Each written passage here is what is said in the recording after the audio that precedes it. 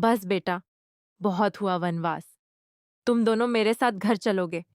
आपने सबके सामने देव और उस नौकरी ने घर से धक्के मारकर बाहर निकाल दिया था, और अब आप ही उन दोनों को घर में लेगी। यूं तो थूक कर फिर से चाटने वाली बात हो जाएगी। वसुधा और देव को क्या घर में नहीं आने देने वाली है चंद्रिका सिंह चौहान? क्या वसुधा और देव को रोक देने वाली है दरवाजे पर ही? आपको बता दें कि अब यहाँ पर प्रभात की तबीयत बिल्कुल सही हो गई है, और प्रभात कहते हैं कि बस बेटे, तुम्हारा वनवास खत्म हुआ। अब तुम मेरे साथ मेरे घर चलोगे, अपने घर चलोगे, चौहान हाउस। लेकिन यहाँ पर चंद्रिका सिंह चौहान को यह बात बिल्कुल पसंद नहीं आती, और पीछे खड़ी यहाँ पर सारिका जो है उसको भर देती है और कहती है कि ये तो वही बात हो जाएगी, थूक कर चाटने वाली।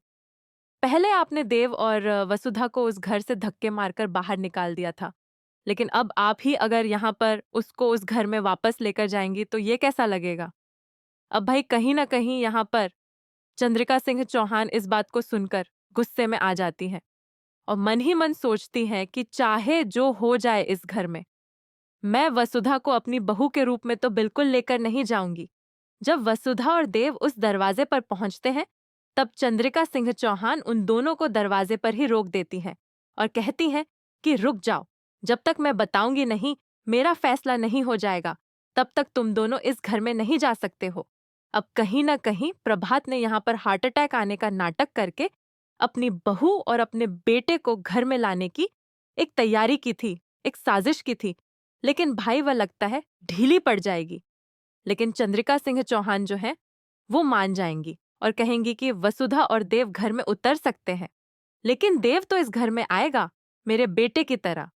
लेकिन जो वसुधा है वो मेरे इस घर में बहू की तरह नहीं, बल्कि जैसे वह पहले नौकरानी की तरह रहती थी, उसी तरह से इस घर में प्रवेश करेगी। अब यहाँ पर चंद्रिका सिंह चौहान इतनी बड़ी शर्त रखती है, लेकिन वसुधा उस शर्त को मान लेती है और कहती है कि साह की, यानी कि यहाँ पर बाबू साहब की सेवा करने के लिए मुझे जिस भी रूप में अंदर जाना पड़े, मैं जाने के लिए तैयार हूँ। वैसे भी मैं आपके लिए यहाँ पर सेविका और नौकरानी की तरह ही थी, और आप मेरे लिए भगवान थी। चंद्रिका को कहेगी कि आप मेरी भगवान थी, इसलिए आप जैसा कहेंगी मैं वैसा ही इस घर में करूंगी और आपकी बताई राह पर चलूंगी। और भाई वो अपने पुराने गेटअप में आ जाती है, नौकरानी वाले कपड़े पहन लेती है और घर में आ जाती है।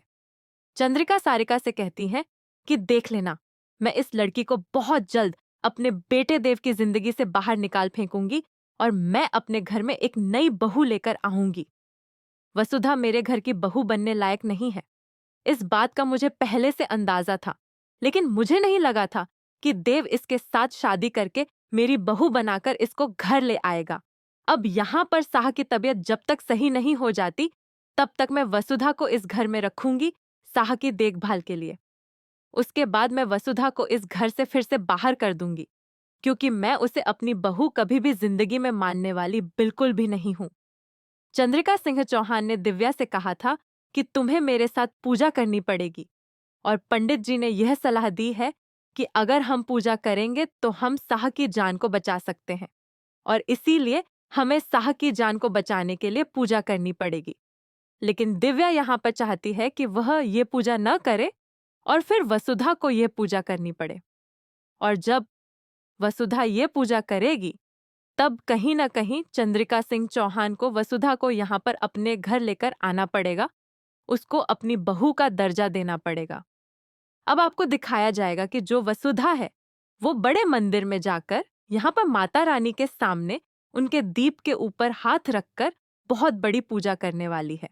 और तभी यहाँ पर खबर आती है कि साह की सर्जरी हो गई है और साह एकदम ठीक और दुरुस्त है।